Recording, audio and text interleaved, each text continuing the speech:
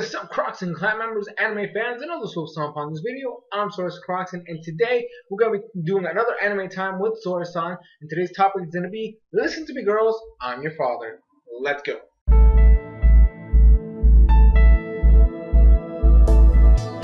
Now, before you ask, this is not a very girly show, okay? This is the complete opposite of this whole thing. It's kind of a mix between romance and comedy.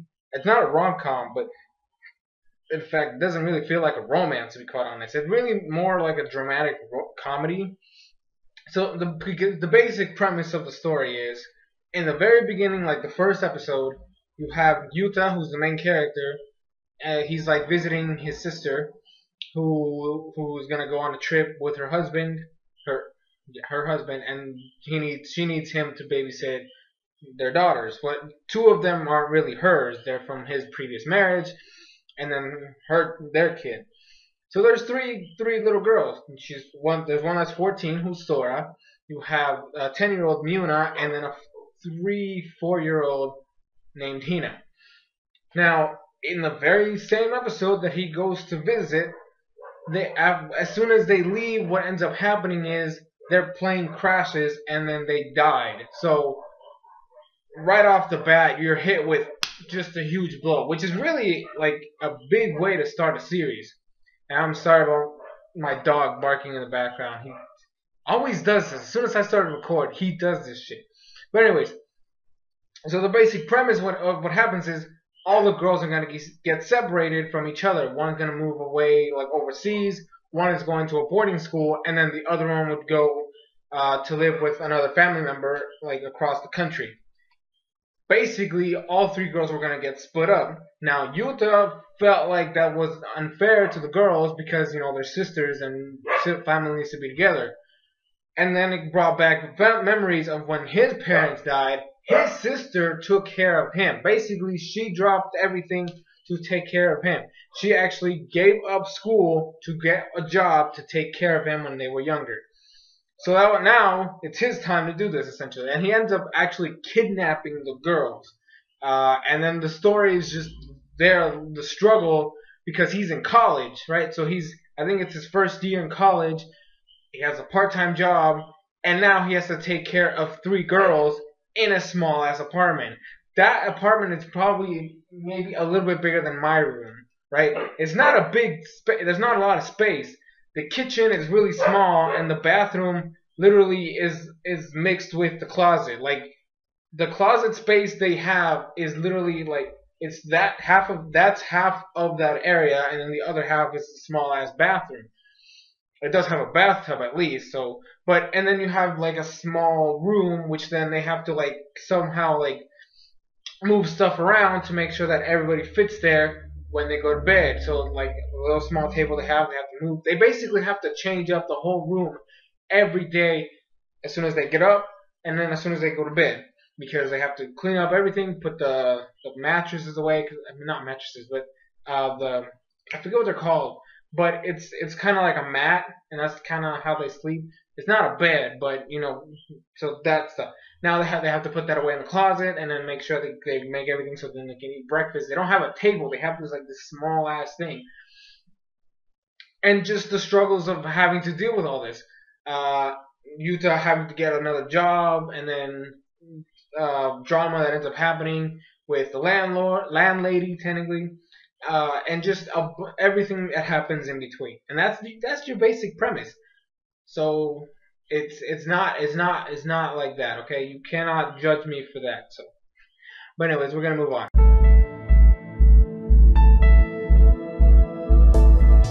All right, the animation part of this is gonna be kept short, like always.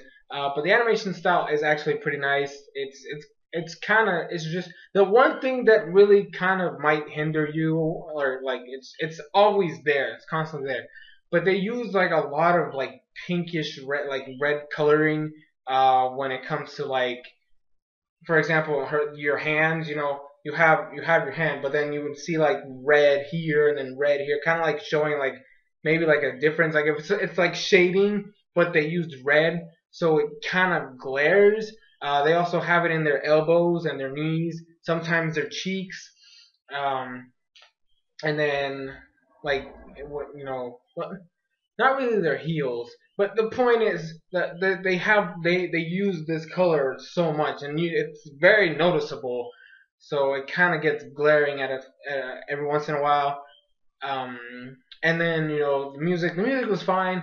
I thought the opening was pretty good. I'm not gonna be listening to it like crazy with like I do with other series, but it was nice to listen to while I was watching it. I don't really care about the ending, but I barely do, so that's the thing. And that's basically, yeah, that's all I really need to talk about. So let's move on to characters.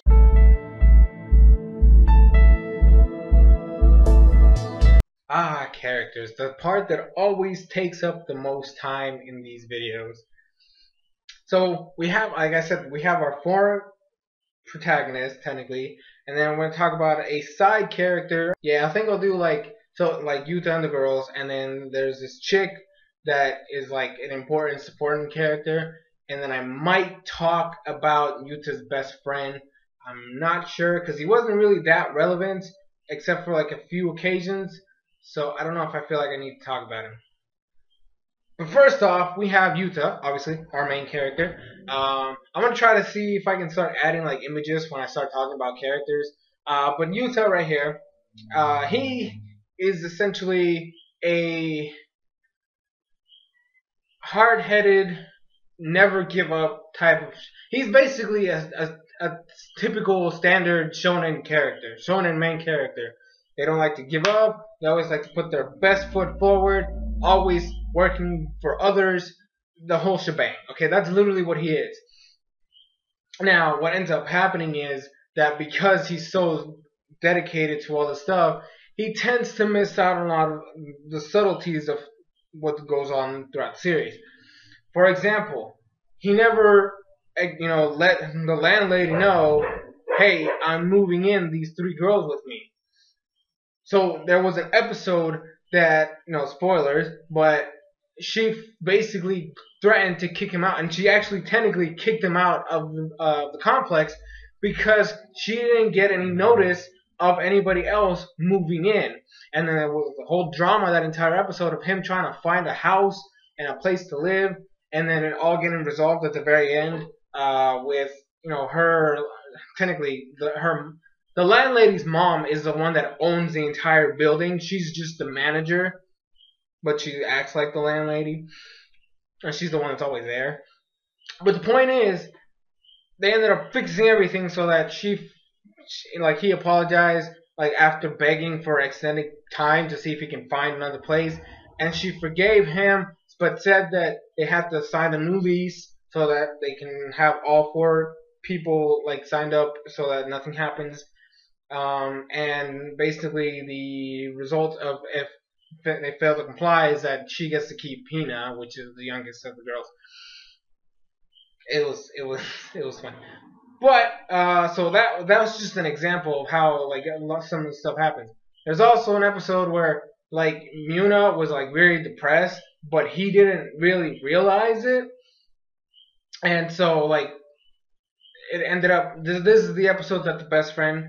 Like I said, honestly, you know what? I'm not gonna talk about him because literally that's the only time that anything relevant happened with him. Now that I think about it, but he's the one that cheered her up, and because, like I said, not only Youth is not the only one with stress.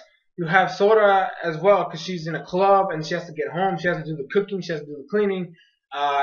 She actually trades time of who picks up Hina from the daycare later on in the series. So everybody else in this house this tiny apartment. They're very stressed out because everybody has a lot of stuff to do except for Hina because she's the baby, so she doesn't really have like chores or stuff. Like the point is, so Yuta's not being able to notice things like that kind of hurts him throughout the series because stuff ends up happening. Also, let's not forget the fact that he technically kidnapped these girls. Granted, they wanted to go with him so that they could all stay together and kind of like be together as a family. But at the end of the day, he technically committed a crime by taking these girls from the family and just taking them with him. So that also, like, he wasn't thinking straight with that either. So that kind of shows you like some of the stuff that ends up happening is not the best for the whole situation. Now we have Sora here, who is like she's the main like she's the eldest. She's 14.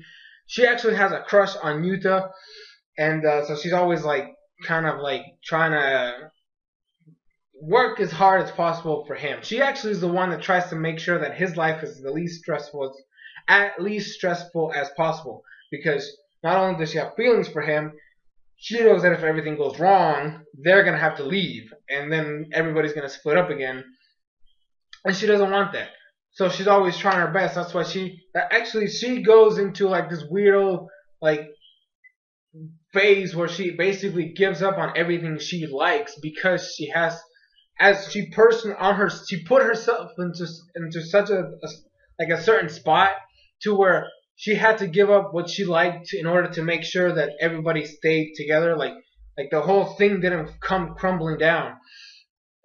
And so like there was an episode dedicated to that whole idea, because she was in choir, but she had to give up being in choir so that she can make sure that she got out of school as fast as possible, so she could go pick up Hina on her days, get home, cook food, cook dinner, and then clean up everything afterwards. Because Yuta works nights, so basically his schedule is gets up in the morning, takes Hina to daycare, the girls go to school by themselves on a train, and then he goes to college, takes his classes, comes home, eats, says what's up, and goes to work 2 jobs. So she has to make sure she's there on time to make sure everything goes smooth, so that when he gets there, he can have a small break and then get right back out to go to work. She puts that on herself, so it causes like a lot of stress inside of her. And Yuta's actually the one that pushes her to go back to choir and try to like chillax a little bit, because he's the one that's supposed to be doing all the work, not her. So also, she has to get up early because she has to make breakfast. So that's another thing she has to do. And then and it's just like her like she also has like these weird dreams at certain times when she starts imagining herself with Yuta, which is actually the cutest thing ever. Oh my gosh, that was so adorable. All right, Muna-chan, Muna. She does that all the time too. She is the very happy-go-lucky girl. She's 10 years old. She's all about, going out there, doing what you do, being happy and excited, and all this other stuff. And she actually likes to tease people. She's also the most level-headed of the 3 girls. I mean, I know that contradicts the fact that she's very, like, happy-go-lucky, but she's actually very level-headed.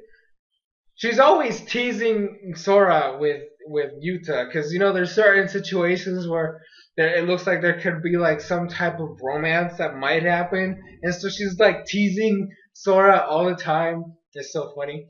But then she also has like she's always thinking of like certain stuff, like she needs to do this, she needs to get this done. She's always trying to make sure everybody's on the cool, like chilled out level. And she's always trying to bring everybody up to spirits and stuff like that. But she actually thinks straight a lot. But she also is a little bit spoiled. With the whole like episode where she was like, she wasn't really depressed, but she kind of was at the same time. Where she basically took this guy for, like, technically it was his idea to begin with, but she just took advantage of it. Basically, he took her on a shopping spree. He basically, it's like they were dating. There was a fake date, obviously, but they were going all over the mall and stuff like that. They went to go eat, and it was just the funniest thing ever. But she milked that to no end. And then like at the end of the day, she was like, "I gotta break up with you because this and that and stuff." And she was just cool. But outside of that, she's always there wasn't really. The biggest issue with her at one point was since she's so like open and out there, she has a lot, like in school she's like the very like popular, she's not like the popular girl, but like every guy like pays attention to her. I mean, I know they're like 10, but the point is like all boys look at her and she's like the star, and all the girls like admire her and stuff like that. So she's like the center of attention. But it also that is what puts her on stress. The fact that she always has to look good, and so that episode where she was depressed, it all became worse because her shoe was messed up, and she was supposed to look perfect, and people thought that there was problems at home because she came and her shoe was messed up, and like by that standard, she has to. Her stress comes from the fact that she has to be upbeat and like happy-go-lucky, perfect at all times. And that's not something a 10-year-old should have to be worrying about. And see a pattern here? These girls, all these characters have just stressed on their lives. So just picture that. Picture a 10-year-old girl having to go through that. That is like the worst thing ever. Now Hina-chan, well, technically Hina, they call her Hina-chan, but she is the little 3-4-year-old girl. Now there was a thing in the back of my mind that I was concerned about because Sora likes Yuta. Okay, she's 14. She's at that age. Muna teases a lot. She's 10 years old. Yuta's like I think he's 20 something. I don't remember his exact age right now. But the point is, she's 10. That's bad. Like thankfully there was nothing there. Then you have Hina. She's 4 years old. There was a thing going in the back of my head going, oh my gosh, if something happens in here, I will not be able to live my life without always having that picture in my head. Thank God nothing happened with her, because that would have been like the worst thing I would have ever seen in my life. Okay, the last thing I need to see is some 20-year-old college kid doing something to a 4-year-old girl. But nothing like that happened, so I'm glad. And the fact of the matter is, Yuta didn't really do anything with any of these 3 girls. He acted like a dad.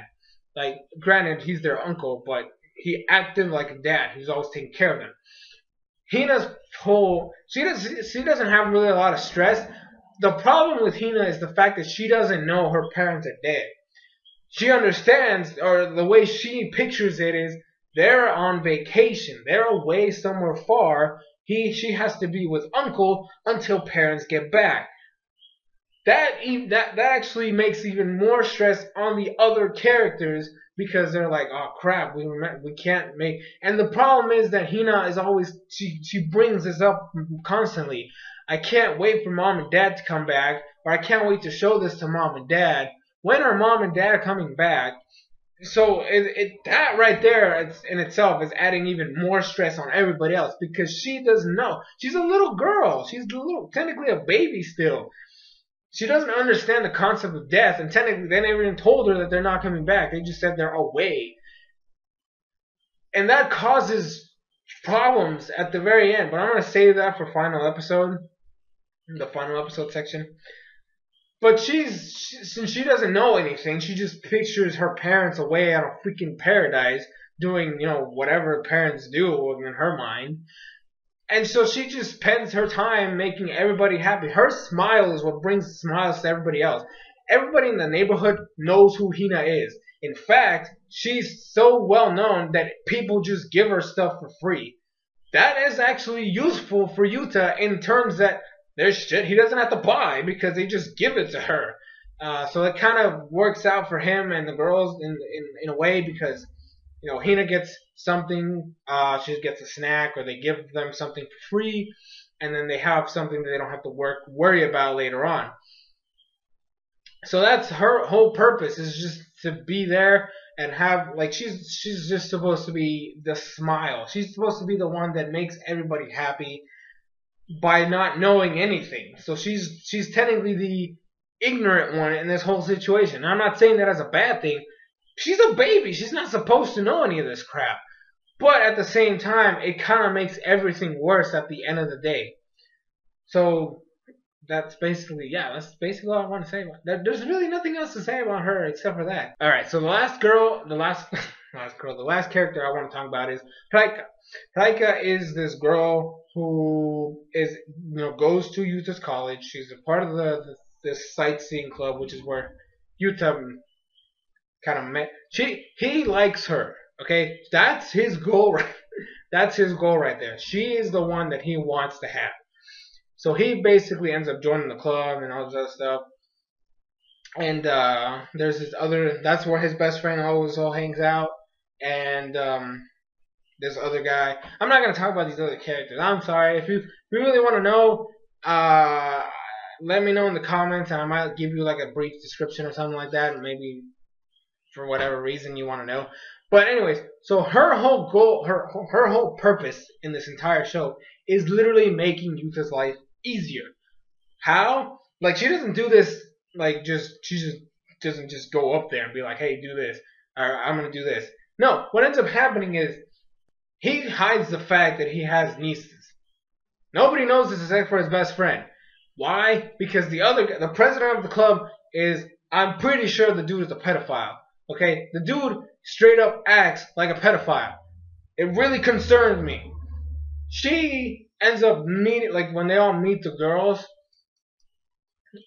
she actually ends up being like the mom figure. Because what ends up happening is that she actually teaches Sora how to cook. Yuta is kind of a little bit. She also helped Yuta with any other stuff that she needed. She was always there to make the girls feel comfortable. Whenever Yuta wasn't around and he needed somebody to watch the girls, she would be there to check them out, be there with them for a while, and then leave. Around the same time Yuta would be arriving and stuff like that. So her whole purpose in the series is to Tana, can I just talk calmly? Her whole point is to kind of make the stress go down as much as possible. She's gonna make these it's not a goal, but that's her whole purpose. She makes their life easier, which is always welcomed in this kind of situation. Like if I was in his shoes, hell, I would take anybody to be helping me out, except for the club president, because that dude probably raped one of the girls. I'm being legit serious. I had that thought in my mind throughout the entire show. That dude was gonna do something, and thankfully he didn't, because that would have been the creepiest thing in the world. But I digress. But yeah, so that's basically her whole point. She was just there to make sure that everything kind of went as smooth as possible. In fact, she was actually one of the ones that was helping Yuta and the girls find a place to live. The other two, because it was technically the whole club, but the best friend was literally just taking them to places of ex-girlfriends of his. There were some that were nice apartments, but it's not like they were all kind of reminiscent of him. Like he just knew about the places because he used to be there banging some chick. And then the other guy is literally just the places he found were just so small that literally what his plan was to make sure that because Sora was too old for him, it would be Yuta and Sora in there, and then he would take Mira and Hina with him, which was really creepy. So technically speaking, the only one that was really helping was Rika in order to help them find a place to live. And it ended up not working out, but it worked out in the end, so it's just completely fine.